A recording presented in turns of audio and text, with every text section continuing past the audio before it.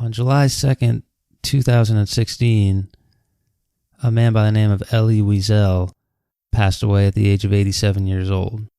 Now, what makes Elly a remarkable human being is not just the Nobel Peace Prize or the contributions to religion and philosophy. It's not just the fact that he's an author of multiple best-selling works. What truly makes him a special person is that he survived the Holocaust. Of course, the Holocaust was the systematic elimination of entire groups of people under Nazi Germany. Okay, mostly Jews, but also disabled people, homosexuals, gypsies, political adversaries, the elderly, and even sick children. Now, of the perhaps more than 10 million people who died as a result of this, around 6 million were Jews, and that'll be the focus of what we're talking about today. It's important to understand that the Holocaust was a gradual process. So when Hitler came to power in 1933, he immediately started instituting laws and decrees that slowly took away the Jewish person's right to citizenship, the right to run businesses. Okay, the Nazis boycotted and organized large-scale public boycotts of Jewish businesses in order to hurt them that way. They blamed them for a variety of different ills that Germany was facing at the time. And slowly this escalated into voluntary deportations. Okay, Jews were encouraged to emigrate, leave their homes, get out of there. And this was followed by, of course, forced deportations. This was followed by the organization of ghettos and labor camps. And then finally, by the time 1940 to 1945 rolls around, of course, 1945, the end of the war, you had what was known as the final solution, which was basically the systematic elimination of any Jews who were living in Nazi-controlled territory at the time. So Elly Wiesel's story kind of comes in at the tail end of this. His story basically begins in 1941 and runs through 1945. And what makes his story truly special and remarkable is that he survived at Auschwitz. Auschwitz was probably the worst of the concentration camps. Over 1 million Jews were killed. So 1 in 6 Jews who were eliminated during the Holocaust died at Auschwitz. And Elly was one of the survivors. And as we'll see in the story, this was truly a just horrifying place of death and misery. And the fact that he was able to have the courage and the strength of will and the fortitude to survive truly makes him unbelievable. And then his ability to recount that story so that future generations could learn from it and hopefully never repeat the mistakes that led to it is truly incredible. So this is going to be his story. It's a story that he compares to a long and dark night. It's almost as if he's living through a nightmare. And when you read through the pages of the story, you start to understand why. This is the story of Elly Wiesel, and as he calls it, Night.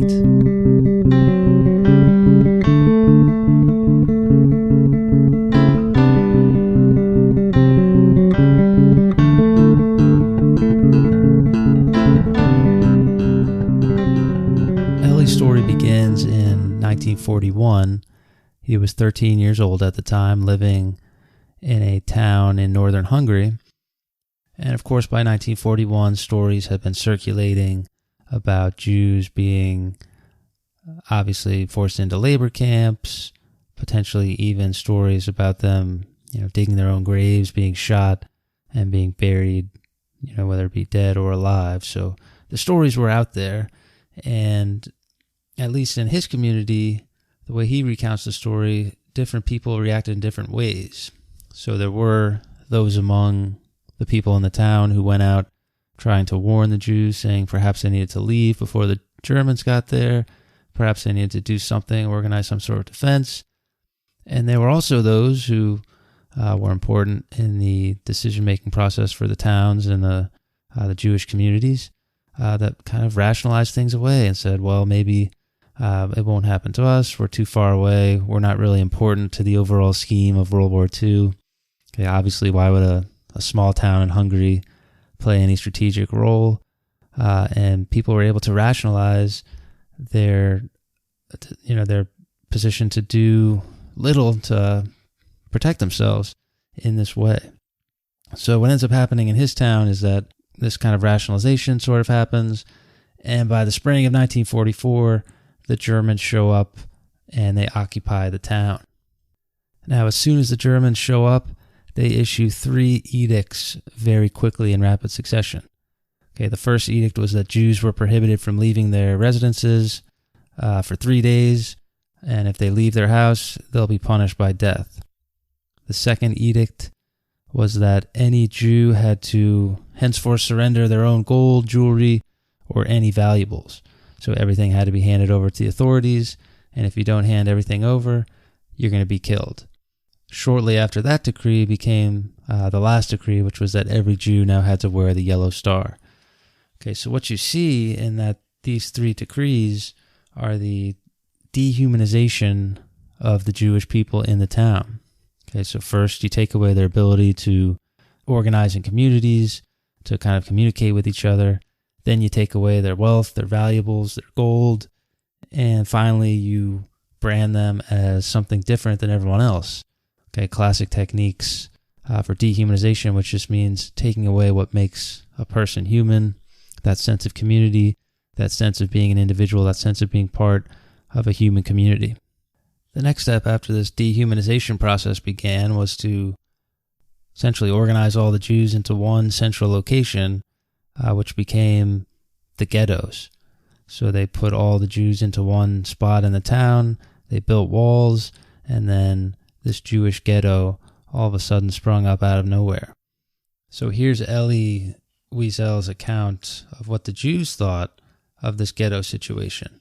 Quote, "Little by little, life returned to normal.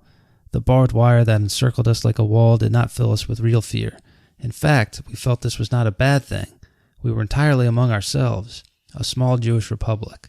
A Jewish council was appointed, as well as a Jewish police force, a welfare agency, a labor committee, a health agency, a whole governmental apparatus.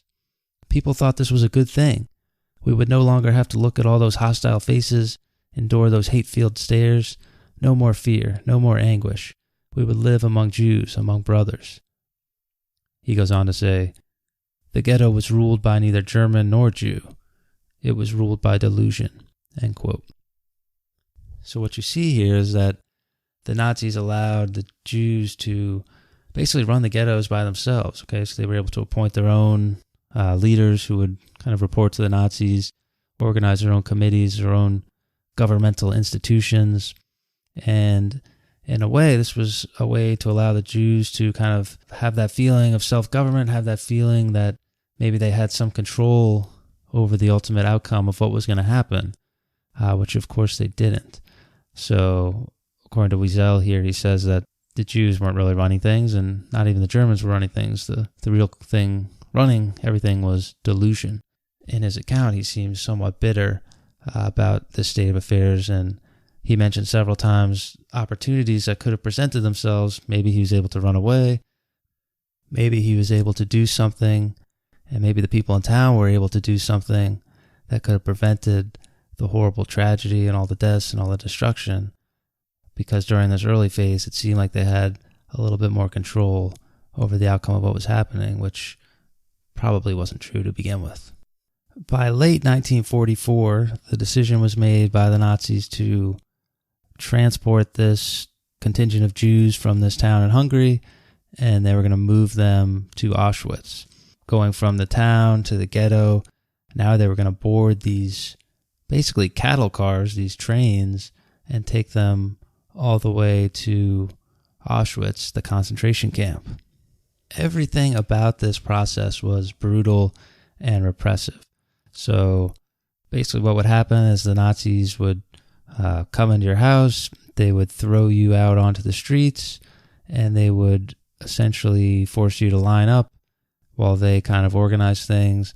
And then once everyone was lined up, you were marching, and then you were going right to the trains, packed into these cars, basically like cattle stacked on top of each other, and you went off on your way. So here's Elie Wiesel talking about this process of the Nazis coming into your house and just kind of ordering you around and kind of the brutality of it. Quote, "My father was crying. It was the first time I saw him cry. I had never thought it possible. As for my mother, she was walking, her face a mask, without a word, deep in thought. I looked at my little sister, Zipporah, her blonde hair neatly combed, her red coat over her arm, a little girl of 7. On her back, a bag too heavy for her. She was clenching her teeth. She already knew it was useless to complain. Here and there, the police were lashing out with their clubs. Faster! I had no strength left. The journey had just begun, and I already felt so weak. Faster, faster! Move, you lazy good-for-nothings! The Hungarian police were screaming." End quote. So what you see is just the brutality of the police kind of coming into your house. You're upset. You don't have time to pack your belongings. First of all, you're not allowed to have any belongings anyway. And this process, again, the dehumanization, the brutality, and finally, Elie Wiesel is on his way to Auschwitz to encounter even more horrible things. Now, before we get to the situation at Auschwitz, it is worth noting and just kind of questioning, why were the Nazis doing this at this point in time? So this is late 1944. The war has already turned. The Russians are turning the tide in the east. The Allied powers are turning the tide in the west. And what good is a small village, of Jews in northern Hungary? What strategic value does it play? Well, the answer is none. So Elie Wiesel asked this question, and his conclusion is basically that he thought the Germans, the Nazis, if they allowed this Jewish village or these people that they oppressed to kind of just do their own thing, that they would eventually turn over and fight for the Russians. So he kind of thought this was a manpower situation where if we didn't take these people and do what we did to them, then they're going to turn into Russian supporters, and that's not what they want. Okay, another theory was that the Nazis needed the gold, they needed the wealth, they needed the possessions, they needed the labor that they forced the Jews to provide, and all this was contributing to the war effort in a desperate time. The theory that I seem to register with the most is that I just wonder if these Nazis weren't ashamed of what they were doing and they wanted to kind of cover up the evidence. So at times during the story, you'll see that they clear out concentration camps, they either burn them down or they trying to remove all the evidence before they leave. Sometimes they leave in a rush, and it's almost as if they knew what they were doing and they didn't want the Russians or the Americans to kind of find this, and then who knows how they would turn the tides against the Nazis in that situation. So perhaps it's a combination of all those factors or none of those factors, but it's interesting to think about at this point in the war, what good was it doing the Nazis to do this, which just contributes even more to the horrific nature of the situation, especially when you consider how unnecessary this was. So Ellie and his family are packed in a train, essentially, on their way to Auschwitz. There's no room to sit. There's no room to lie down in the train. There's no food. There's no water. There's no blankets. There's no cushions. Okay, it's just essentially a cattle car. If you go to the Holocaust Museum in Washington, D.C., you can actually see one of these carts, and when you try and imagine the amount of people that they were cramming into these things, and you actually can walk inside one of these, it's truly despicable and horrifying to think about the fact that this actually happened.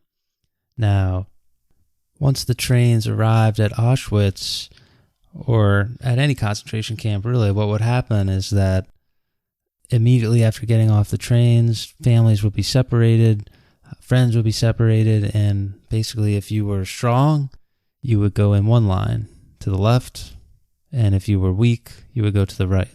So oftentimes it would be men would go to the left, women going to the right, and this would be the last time you ever saw a family member or a significant other. Okay, the reason being that people who are in the strong line, the people who are deemed capable of working, of doing manual labor, those ones would go off into the camp to begin their just horrifying ordeal. And the people in the designated weak line would be sent immediately to the gas chamber or the crematorium, and that would be the last time you ever saw them. So here's Elly Wiesel's account of him getting off the train. Quote, "An SS officer came toward us, wielding a club. He commanded, 'Men to the left, women to the right.' 8 words spoken quietly, indifferently, without emotion. 8 simple, short words. Yet that was the moment when I left my mother. There was no time to think, and I already felt my father's hand press against mine. We were alone. In a fraction of a second, I could see my mother, my sisters move to the right. Zipporah was holding Mother's hand. I saw them walking farther and farther away. Mother was stroking my sister's blonde hair as if to protect her, and I walked on with my father, with the men.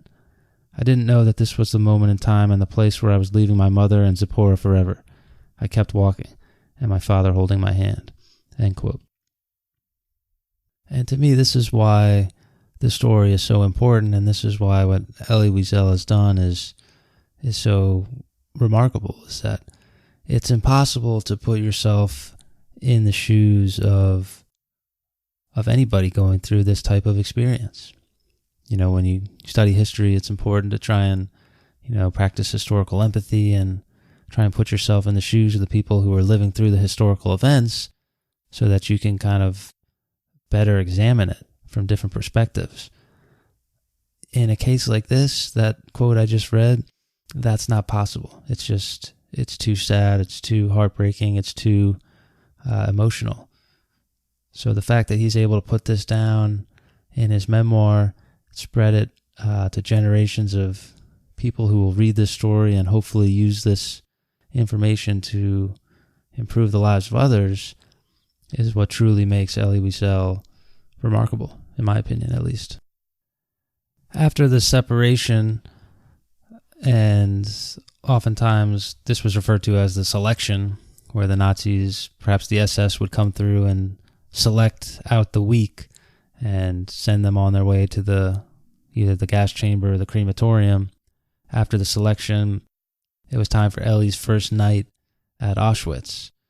So here's what he says about that first night. Quote, "Never shall I forget that night, the first night in camp that turned my life into one long night, 7 times sealed. Never shall I forget that smoke.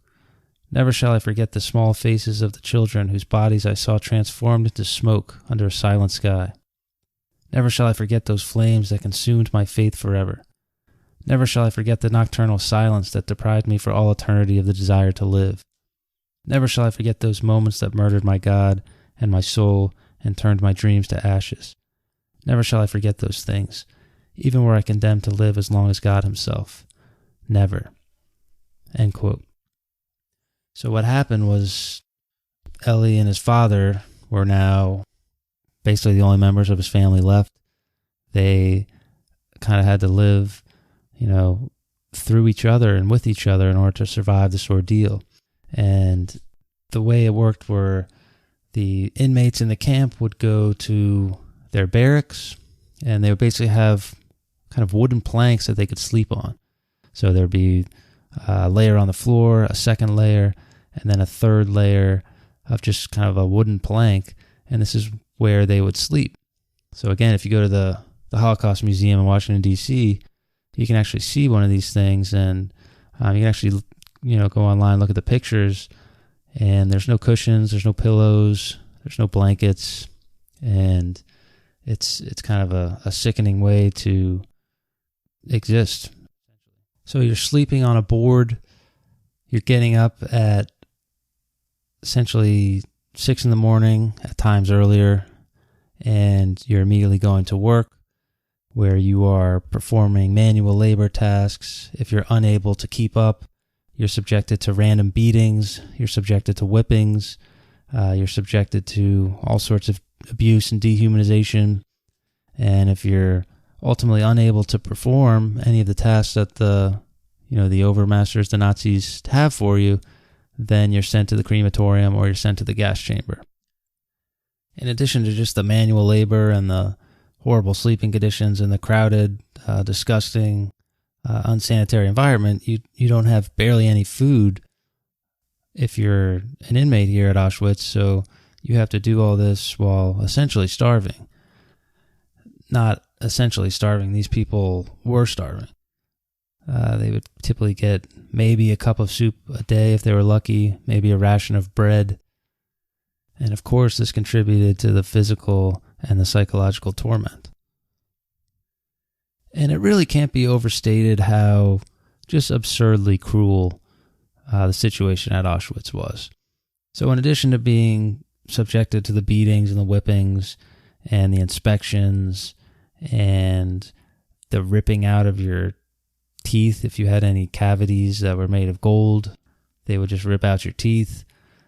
In addition to all that just kind of horrible cruelty, the people who ran the camps just took it up to another level on several occasions. For example, they would hang people in public, and they would force everyone in the camp to walk directly by the hanging. And this would include women, this would include children, and it was truly horrifying. So here's Elly Wiesel's account of one of these situations where he has to, he's forced to walk by a child who's still hanging, and the child is actually still alive because there was some sort of malfunction, but is just slowly dying on the gallows. So, quote,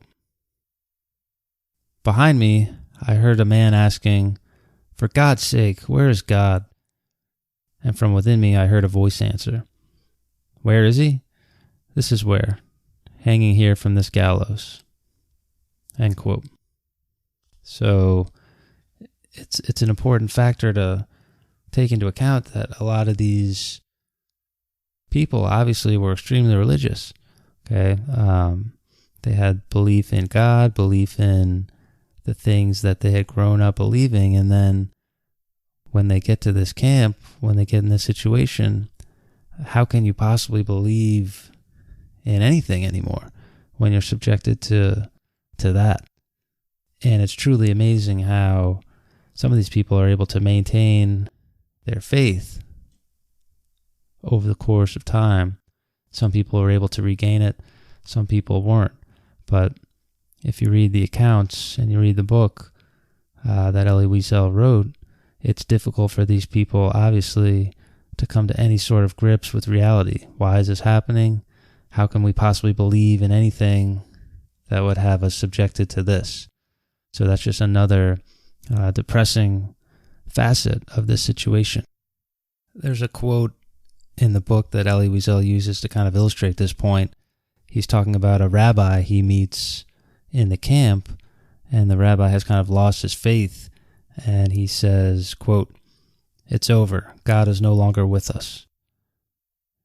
Maybe no one has the right to say such things like that. I know that very well. Man is too insignificant, too limited to even try to comprehend God's mysterious ways. But what can someone like myself do? I'm neither a sage nor a just man. I'm not a saint. I'm a simple creature of flesh and bone. I suffer hell in my soul and my flesh. I also have eyes, and I see what is being done here. Where is God's mercy? Where is God? How can I believe? How can anyone believe in this God of mercy? End quote. So you see that in addition to the physical torment, there's the psychological, the existential torment of a group of incredibly religious people putting that faith to the test. And it's horrifying to try and think about what they went through and how they tried to hang on to what maybe they had thought the world was like before this experience versus what they now understood the world was really capable of. And how did people get through this? I mean, how did they survive? How did they go through this ridiculously cruel experience? And how did some of them manage to make it all the way through to the other side? Well, it seems like you need to have something to hold on to. Elie Wiesel accounts that a lot of him and his friends used to hum songs while they were working. This would brighten their mood, put them in better spirits. Some people prayed. Some people turned more towards religion. Some people turned away from it. Other people made friendships, and a lot of the times it was your connections. Okay, so Ellie still had his father at this point. Different groups made friends with each other, and you kind of leaned on each other to get through such a horrifying experience. There's a story where Ellie meets a person he used to know from town, and the guy's asking him, hey, have you seen my sons? Have you seen my family? And Ellie knows that they didn't make it, but he kind of lies and tells them that, yeah, I think I saw them a little bit ago. They were on the transport. I'm sure they're okay. And he can just see this brighten the father's mood, and all of a sudden the father's running around, he's exuberant, he's got energy for the next couple of weeks. Now, eventually a new transport of people comes in, and he asks this new transport, what happened to my kids, my family? And of course they tell him the truth. And then Ellie just says, that's the last I ever saw of him, that's the last I ever heard of him. So presumably once you lose that kind of will to live, once you lose that connection to the world, that's when things fall apart for you.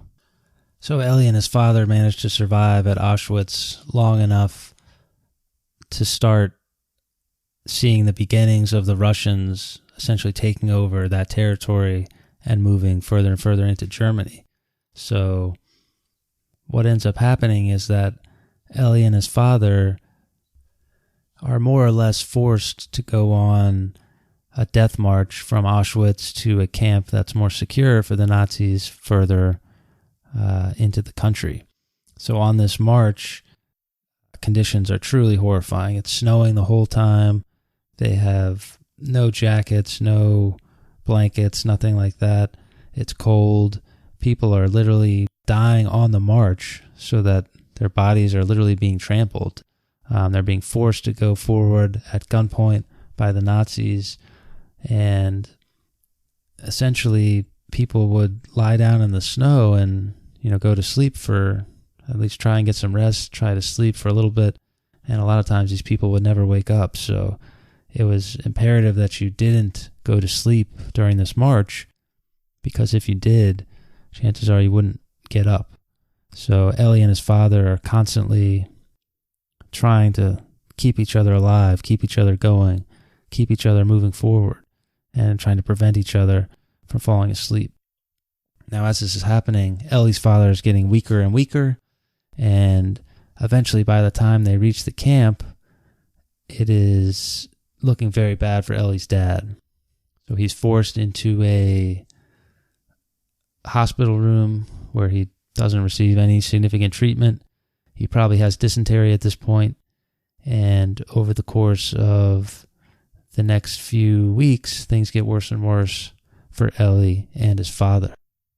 Ellie ultimately pretends that he's sick, and he bribes the person sleeping on the bunk on top of his father with some bread in order to be close to his father. So he kind of wants to watch over his father, even right until the end, showing that courage, showing that tremendous ability to stay positive and try and help his father, even when at this point he knows things look terrible. And this is something that's interesting and horrifying about this experience, is that if you were in a family, or you were in a group, or you were with a friend, or you were with your father, or you were with your son, that's an extra person that you have to take care of. That's an extra person you have to think about. So you got to remember that rations are so low. You might get one loaf of bread a day if you're lucky. Okay, you might get one small bowl of soup a day if you're lucky. So here's one person's opinion, and this is someone who's kind of scolding Ellie for looking after his father. This person's kind of thinking, why would you look after anyone but yourself in this crazy scenario? So here's one opinion on it. Here's a quote. Quote, "Listen to me, kid. Don't forget that you are in a concentration camp. In this place, it is every man for himself, and you cannot think of others, not even your father. In this place, there is no such thing as a father, brother, friend. Each of us lives and dies alone. Let me give you good advice. Stop giving your ration of bread and soup to your old father. You cannot help him anymore, and you are hurting yourself. In fact, you should be getting his rations." End quote. So what you see in that quote is this kind of internal struggle that surely anyone who's still alive at this point is going through. Do I keep my own rations? Do I give them to my father? Is it selfish of me to eat my own ration at this point? Who needs it more? Me or my father? Is it selfish of me to eat a single bite of my ration? So these kind of horrifying thoughts that no one should have to think about start infecting you, and they kind of change the way you think about things, and it becomes truly terrifying. Kind of going along with this, at certain points when the Holocaust victims were crammed into these trains, you would have Germans, presumably just civilians or maybe even army officers who were at least had the human decency to share some bread, and you would have these kind of civilians or whoever it was throwing bread into the train cars. Maybe they were trying to help, maybe they were just amused by the spectacle, but either way, what would happen is you would have basically a stampede. And I've mentioned before that I've traveled to the Holocaust Museum in Washington, D.C., and I think everyone should go. It's a tremendous experience, and a horrifying one as well, but you do get something out of it. And one of the worst things I saw, it wasn't the, obviously you're going to see the horrifying things, you're going to see the pictures, the videos, the instruments of death, all this stuff that you would expect to see at the Holocaust Museum. But what really got to me was this video of, there was a bridge and these German civilians were on it, and underneath the bridge were Holocaust victims that were kind of packed in, and these civilians were just throwing bread into the crowd, and it was like throwing bread into a pond where there's a lot of fish, and all of a sudden everyone just congregates, and it was horrifying to see kind of human beings react that way. But these people were so hungry and so starving that was their only mechanism for staying alive. So a lot of times you saw just the fight for survival, for rations, the fight for bread would be deadly, and it would pit friend against friend, father against son, and it's one of the worst things I saw at the Holocaust Museum. Eventually, Elly's father is going to die on his sickbed. Elly never truly has the chance to say goodbye. He falls asleep, and as he's sleeping, his father presumably dies and is carried away, and the next morning he wakes up and looks down and sees that someone else is there, not his father, which is a sad thing to think about. Ultimately, within a few days of his father dying, the Germans have basically lost the war at this point. It's 1945. They're in the process of losing the war. And remember that Elly had moved away from Auschwitz further inland to get away from the front. Well, the front was here, and within a few days of his father dying, the Americans had taken over the camp and liberated the camp. So that's ultimately the end of Elly's experience at Auschwitz and his experience of the Holocaust. Now, he would be transmitted to a hospital where he would spend a lot of time recovering, and eventually he would recover fully and, of course, live until this past summer. Now, one question you might have would be just, why didn't anyone do anything to help these people?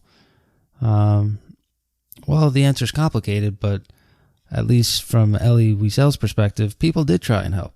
So there was a Hungarian police officer who tried to warn his family before the Germans came. Unfortunately, due to miscommunication, the warning didn't go through.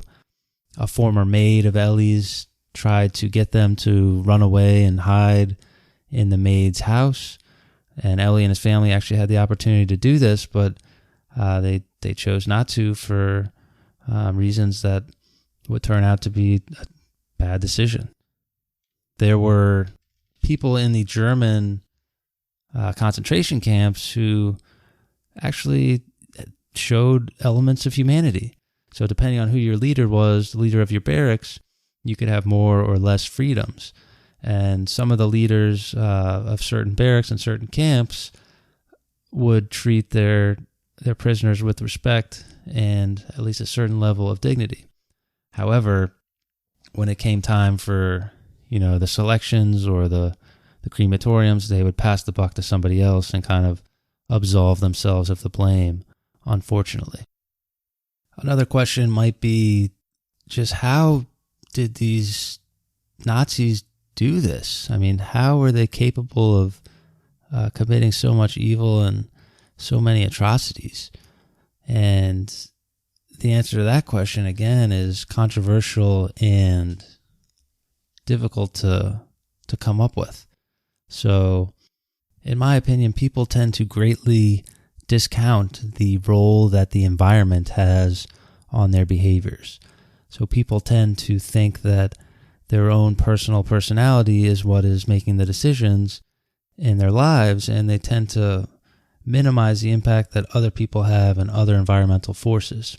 So in this particular scenario, you have a lot of these Nazi soldiers and these people who were operating trains and operating the gas chambers and operating transport and building ghettos. And there's a lot of people involved in the Holocaust. It wasn't just the soldiers. It wasn't just Hitler. Okay, so how are these people doing this? Why were they doing this? Well, it has to do with a combination of factors: obedience to authority, conformity, social norms, worrying about what would happen if you didn't listen to orders, what's going to happen to your family. So you can go and look at the Milgram obedience studies, you can look at the Asch conformity studies, you can look at the bystander effect in psychology, and perhaps I'll do podcast episodes or blog posts on these issues later and how they relate to the Holocaust. And in fact, I think I actually will. But it's clear if you study psychology that obedience to authority, conformity, and all these different social effects, these environmental factors, impact your behavior. Now, that doesn't excuse many of the Nazis for what they did, but when you combine that just natural human phenomenon with one-man totalitarian government, and when you trust one man to run your government and that machine runs haywire, like it did with Hitler, and you have these social, psychological effects, all of a sudden you have the recipe for disaster. And it's important to learn about this because it's important that this never happens again. We need to understand these factors and why they exist and how they exist so that we can overcome them. That is the importance of this story. Here's Elie Wiesel much later in life at his Nobel Peace Prize acceptance speech.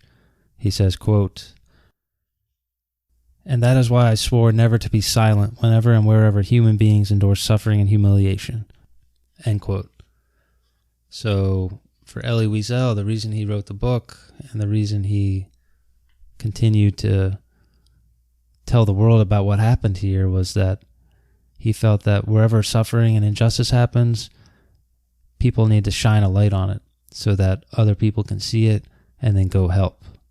Okay, it's very important that we don't just dust these bad moments in history under the carpet and then forget about them, because guess what? It's very much possible that they happen again.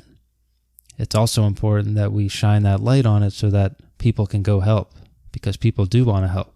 People do want to get the story out there. People do want to go and do things to help people who are in need. And perhaps there's another reason for telling these events and sharing the story, and that's the people who are somewhat indifferent to the sufferings going on in the world or the different situations that involve all sorts of misery and destruction, like Elie Wiesel's story. And perhaps if he tells this story and people continue to retell it properly, then all of a sudden we'll have more people who are more conscious of these types of scenarios, and hopefully based on that we'll have a better world. So it reminds me of a Franz Kafka quote that goes something like this.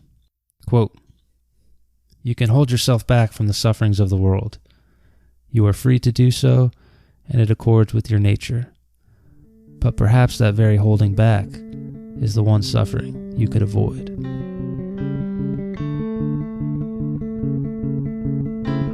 If you like this episode of the podcast, or any of the previous episodes, you can leave a rating or review on whatever platform you're listening to it on. I'm told this helps spread the podcast to people who might be interested in listening to it somehow. So that would be fantastic if you could do that. If you didn't like the episode, you can leave me an angry tweet and we can talk about why it was terrible. Ultimately, I'm just glad you're out there listening. So that being said, thanks for listening.